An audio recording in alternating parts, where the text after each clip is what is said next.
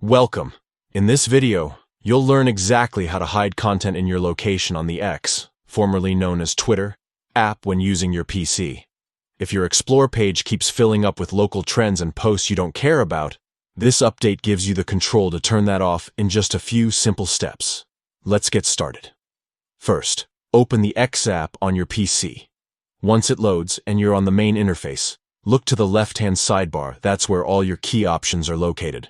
From there, click on More. This will expand a new panel filled with different tools and settings. Next, select Settings and Privacy. This is where you'll find all your account management and privacy control options. Once inside, head into the section labeled Privacy and Safety. It's the place where you can manage who sees your content, what appears in your feed, and how the platform personalizes your experience. Now click on Content you see. This section specifically deals with how your feed and recommendations are customized. You'll then want to find and open Explore settings. Here's where the real change happens. Inside the Explore settings, look for the option that says Show content in this location. By default, this box is usually checked, meaning X is tailoring what you see based on where you are.